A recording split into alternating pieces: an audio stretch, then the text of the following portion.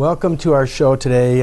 Today we have a special guest, a consumer and homeowners advocate, Jonathan Friedrich, who's been on our show once before, and we had a very good show, and I've invited him back today to share what's going on in our community with homeowners' rights, and particularly what's going on with common interest communities and homeowners associations, where you've been kind of leading the charge to keep the consumer protected and the homeowners from being abused. Thank you for having me. Pleasure. I decided to run for the Assembly because besides being a governor-appointed commissioner on the Common Interest Community Commission, I felt there's a lot more corruption and a lot more abuse in a lot of other areas that needs to be exposed. I'm very, I don't want to say I'm proud, because I'm not proud of what the commission did back in 2010. It's draconian, really, but the then chairman of the commission pushed through an advisory opinion, which I discovered last fall the commission has no legal authority to do. And this concerned the collection companies, and it's helped the collection agencies run wild. And it turns out, when I started asking questions, the Attorney General's office says, wait a minute, you cannot adopt an advisory opinion. The commission has no authority. I said, wait a minute, they've got 6 advisory opinions out there. Well, I tried to repeal one of them that deals with the collection companies, and this was last fall in December. It was obvious I couldn't get it through. The other 3 of the other commissioners didn't want to touch it and were not going to approve it. So it was decided to submit this to the Attorney General's office for an opinion, which came back in February, and the Attorney General's office said no, that the Common Interest Community Commission had no legal right to adopt any advisory opinion. NRS 116.623 gives the real estate division, not the commission, the legal authority to adopt these advisory opinions. So, on February 27th, at the last commission meeting, a vote was taken, and there were only 6 commissioners there that day. 3 of them, including myself, said we have to rescind this advisory opinion. The Attorney General, the Deputy Attorney General, came down from Carson City to address this issue, and she told the commissioners, you have no legal authority to do this. So I made a motion to rescind it. It was seconded by Commissioner Bob Frank, and the other 3 commissioners did not want to go along. There was a 3-3 tie on the vote. The motion failed, and the opinion at that point in time for that day stood. Well, the very next day, the governor's office terminated 3 of the commissioners who voted against repealing this advisory opinion. We each took an oath of office to uphold the laws of the state. These other 3 commissioners who voted to maintain this illegal advisory opinion felt that the HOA industry was more important than the laws of this state. And I believe that is why the very next day these commissioners were history. So we're talking about unbridled greed. It's all about the money. As usual. Which brings me into the next item. I have other issues with the electric company, NV Energy, and the water authority. Now, you have to realize they have no competition. They're a monopoly. I have plans to deal with this once elected to the Assembly. And by the way, I'm running for Assembly District 10. Can you tell the viewers where exactly the boundaries are of Sure. Assembly 10?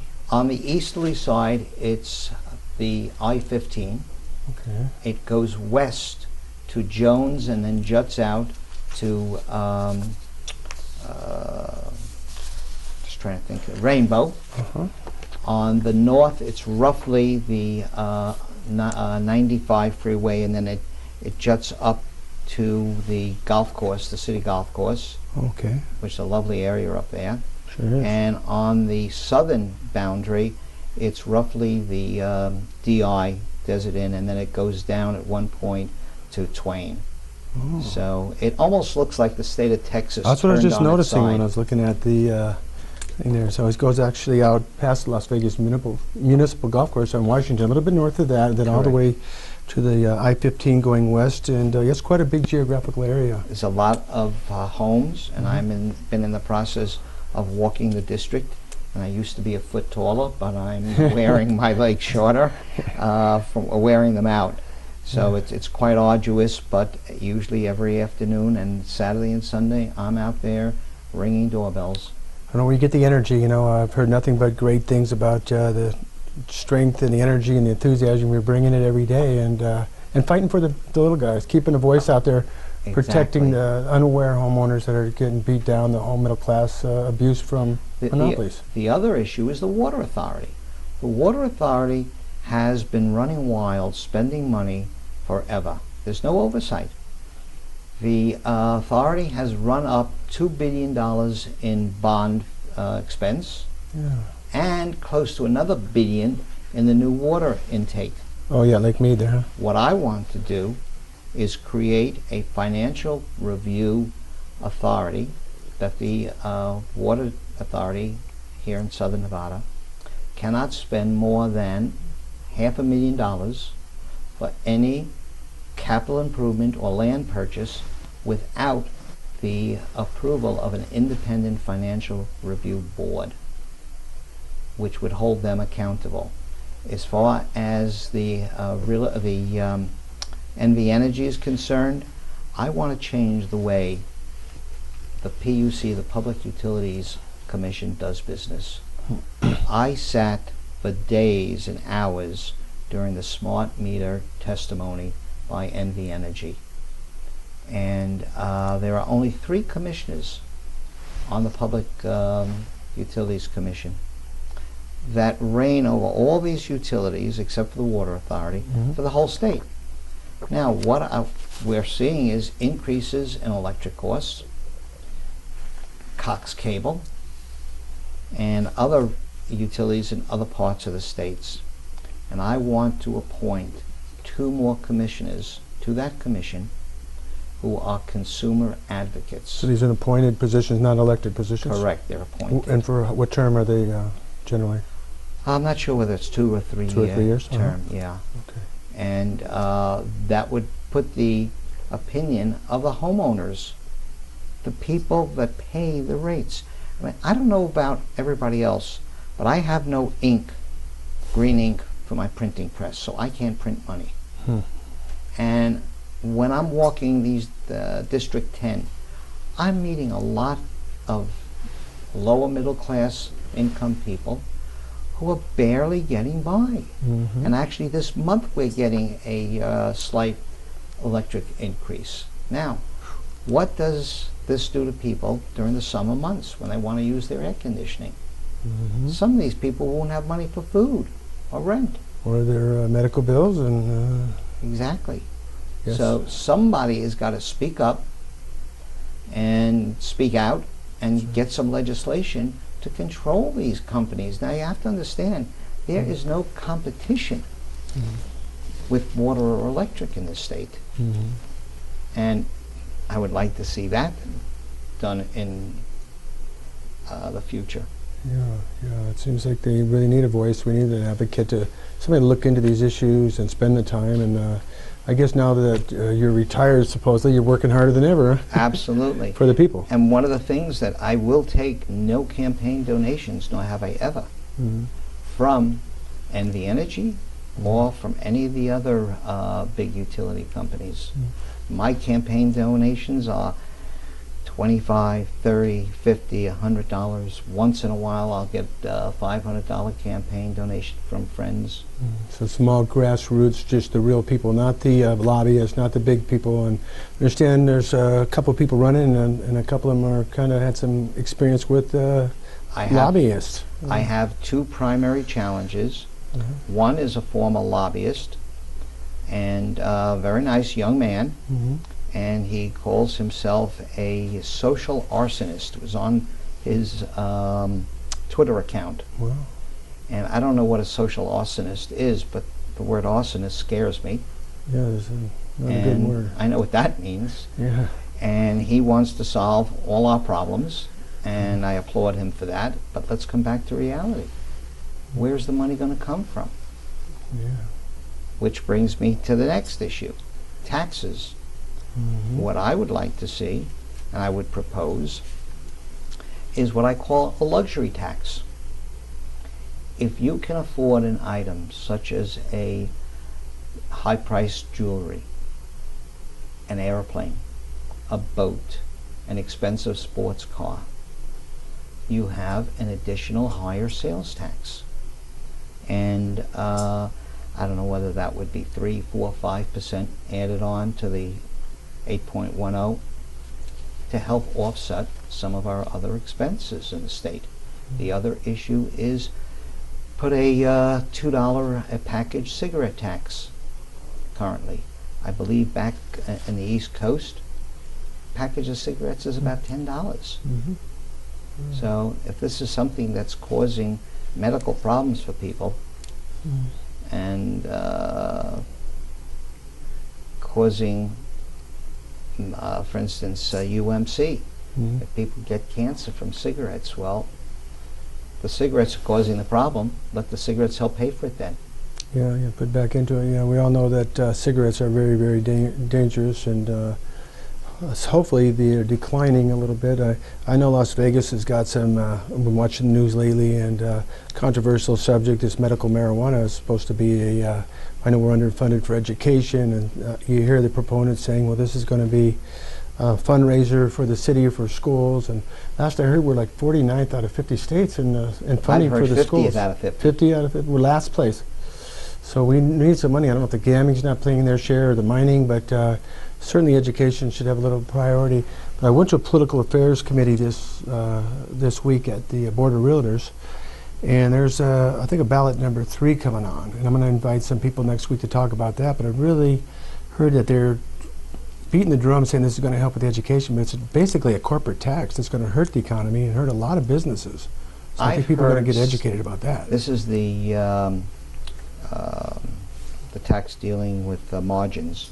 Right. And I've heard differing explanations of it. Mm. And I'm not clear in my own mind, but I have been to a interview recently, one of the Carpenters Union, and they are dead set against it. They say it will hurt us. Yes. Mm. The governor has expressed his objection to it. Yeah. And actually the legislature did not take a direct approach to this. What they did was, let's leave it up to the voters. Mm-hmm. So they sidestepped it, Mm-hmm. said put it on the ballot, let's see what the voters say. Now, this may be shocking to you and to the viewers, but I have found out that the Clark County School District has spent over $103 million in recent years on consultants' studies. Wow. $103 million. Do you realize how many textbooks that could buy? Do you realize how many schools that could help repair? Wow. So I think we need to stop doing all these consultant reports, Mm-hmm. and let's start sending the money into the classroom. Now, I used to teach at CSN, Mm-hmm. and I know firsthand how difficult it is to get the administration just to make copies of handouts for my students. Oh yeah. I had to go to outside sources to do the copying. Yeah. Yeah. I was told, sorry, we don't have any money in the budget to do copying. Well, I remember I was one of the very first graduating classes for CSN back when they were on Main Street, little small school. John was the Rossich was the dean, but yeah, that school has grown and prospered. I believe there's over 40,000 Yeah, it's one of the students biggest, there. and the universities still continue to grow. But yeah, I know as a board of realtors, I think our position is going to be on every individual have their own right to vote, of course, and we respect that right. But we're against the, as a body, as a political affairs committee, we've really looked into it and done some studies. And I'm going to invite some of my peers from the Greater Las Vegas Association of Realtors to come on the show. and comment about this so people can see the real numbers and the real statistics, because a lot of times there's just smoke screen. We all want money for services, firemen, policemen, and first responders, and when they overtax or pass a bond, we think that's what we're getting, but thank God people like you are watching the books, and somebody's watching to see where this money's going. We don't want to go out the window, $103 million out the window. Well, I mean, Shameful. it is shameful. And it's our money. Everything. It's the taxpayers' money. I could have a much louder voice if I was a elected assemblyman. Yeah. And I, as I said, I have two challengers. One doesn't even live in the district. Wow. He lives down south of the South Point. Wow. And it's an open seat because the existing assemblyman, Joe Hogan, is retiring. Okay. And this one fellow decided he wants to be an assemblyman, so he ran and jumped into the race. He's renting a room or a bedroom in the district and claiming he's a resident. Wow. And it's Maybe parked his car over there. he does park his van there, and I've done a little bit of investigation, and I know where his condo is. He paid about $150,000 for this condo back in August of 2013. It's a lovely area just south of South Point. Why would he be living in a small motel-style apartment?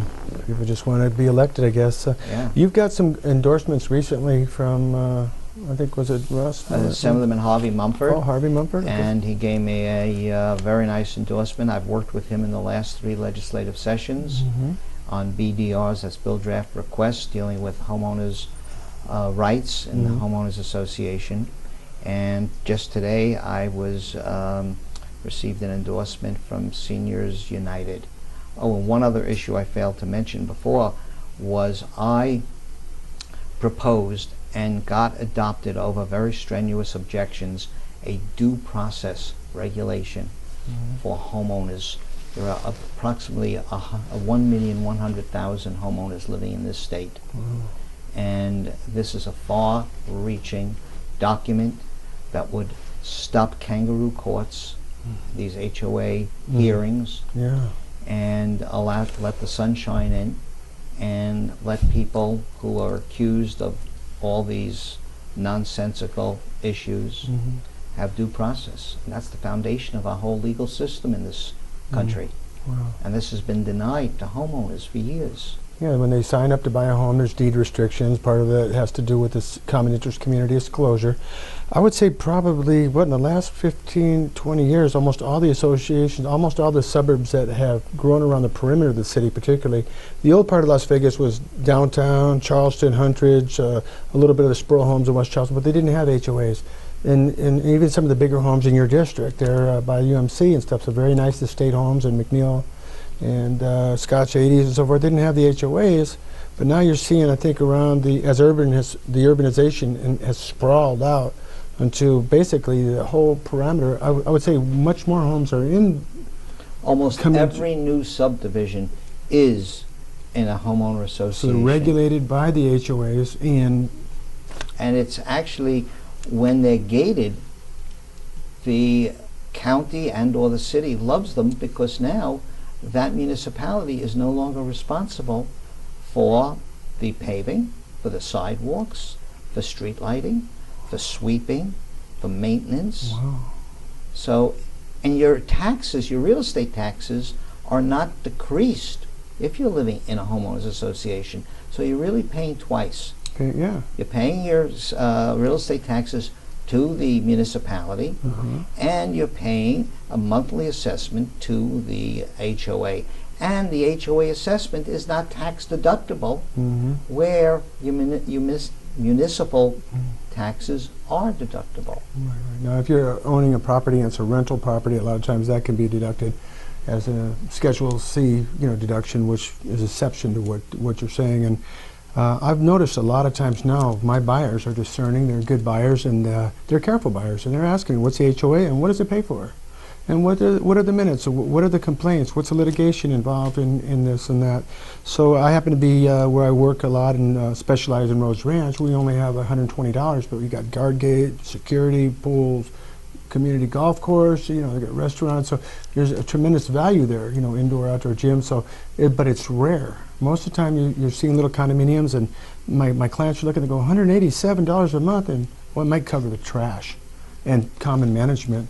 But like you said, you're being double charged. You're paying taxes, you know, on your property, and then the county or the city, wherever it's annexed, is not actually providing those services. No, yeah, the HOA, you're paying for the services to pave and take care of the community walls and maintain the landscape and insurance and so on. So we need a voice. We need somebody to be watching over these books for us. We need an ombudsman, a watchdog. We have one, Well, but they're useless.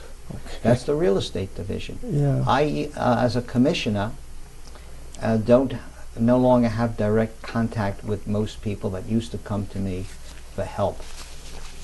If you file a complaint against your board, that's called an intervention affidavit. Mm-hmm. It can take the real estate division months or years to act on it. What I had proposed in the last legislative session was to increase the yearly, and I emphasize the word yearly, fee that is paid to the Office of the Ombudsman, $2 a year. Currently, everybody who lives in a homeowners association pays $3. The Office of the Ombudsman is overwhelmed with complaints. Yeah. They need more investigators. They now have one full-time attorney who's connected with the Attorney General's office on staff. They need at least two. Yeah.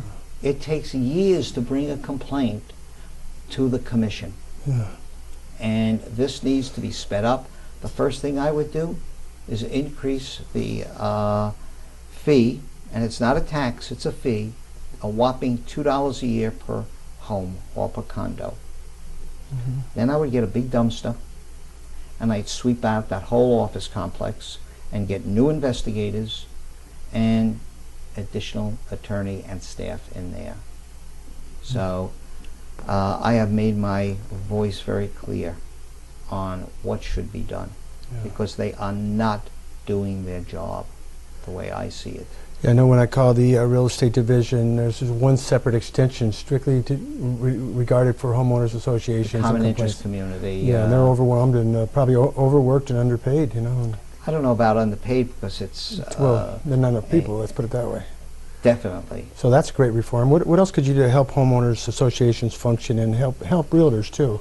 I know the realtors are behind you, the ones I've What talked I'm to. hearing from realtors are that the fees charged for the demand statements and the resale packages were raised in the last legislative session. Electronically, the statute says $20 for the electronic, which used to be no charge. I have heard horror stories about $400 and $500 fees Oh yeah, being charged. and rush And- fees. Yeah, well, but there is an allowance in statute, but I don't know what they're being, the realtors are being charged. But what I've heard is that the realtors, to close these deals, are having to cough up these excessive amounts Yeah, just to make the deal so that they can make a living. that's right. And it's more abuses. It really is, and one of the things as a practitioner in the real estate industry for 35 years, I went to the political affairs committee last meeting we had, and they brought this very subject up. And some of the HOA demands, even though a homeowner's current on their HOA, we still have to get an HOA demand, just like a beneficiary statement before you pay the loan off, to make sure that they're current. And that could take, 10 days for the response, and then they're only good for like 10 days. So if you have an extension, sometimes escrow will get delayed for clearing title or inspections and due diligence, and then if it's only good for 10 days, you have to order it again and rush it. So we need that demand, just like on any like an interest payoff, there's what we call per diem charges or prorations that people use. And we're only asking that the homeowner doesn't get billed twice, 3 times, and their transactions delayed. We've had homeowners coming in with furniture from Boston, and we got to wait for a new HOA demand. They want to unload the truck, and then the sellers don't want to put people in the house beforehand. This causes a great deal of turmoil. So my job is to prevent that from happening, and thank God you're helping What I this red see tape. is uncontrolled greed on the part of the management companies, on the collection companies, and by the way, there is currently, the state has got a new lawsuit against the collection companies. And on May 7th, some of the issues dealing with HOA collection company fees will be heard in Carson City in the Supreme Court. So stay tuned for that one on May 7th. May 7th? We should hear or get an idea where the justice's thinking is on this. Oh, terrific. May 7th, I'll mark that in the calendar. And you know, I've got viewers that watch our show each week. They want to know, you know, who can they call? And I think if you call Jonathan Friedrich here, or we're going to put his name on here, you're out there beating the streets, you're working, you're doing it the old school way, you're putting in the shoe leather, you're going door to door. A lot of these new fellas are just, like you said, they're parking a motorhome somewhere and saying, I live here, or they're renting a bedroom somewhere. And you know, just, I know you've been concerned about helping people and got the track record. And you know, we're going to go to a meeting coming up here, if I can plug it. I think it was April 24th for the Real Estate Investment Club. Yeah. And they've spoken. Hobby Mumford, in his letter of endorsement, talks about that I have a heart and I care about the people. And that's been my goal, to just stop this unjust enrichment and lack of justice for homeowners and people that live in this state. What does a position like this pay? What's the salary or something like this? Because I know it's not about the money. No, it's definitely Because you put in not. so much work. It's about $8,000 or $8,200, which is paid for 120 days. And it usually starts the first Monday in February, and it runs for 120 days, including Memorial Day. And once you get near the end of the session, the hours are long and the weekends are continuous. And I have sat testifying or listening to testimony till midnight on several occasions up there. That's tremendous work ethic. Thank God that you know, you put in that much integrity and effort into it, and it's a pleasure having you on. It's nice, it's comforting for us and our viewers to know that you're there watching over there, watching their backs. Thank you. And I look forward to giving you support as you start this campaign and continue the campaign for Assembly District 10. And I appreciate you coming in today. Again, Jonathan Friedrich, our guest today on Experts of Southern Nevada. If you have any questions and our consumers and homeowners want to contact you, we're going to put your email and your phone number on there. Okay. And then we'll look forward to having you back on. I still use a real telephone. Yeah, and you answer his calls. I know that for a fact. Thanks for being with us again. Experts in Southern Nevada. I'm Greg Adamer, your host. We'll see you every Tuesday at 9:30 a.m. and 5 p.m. Thanks for sharing with us today.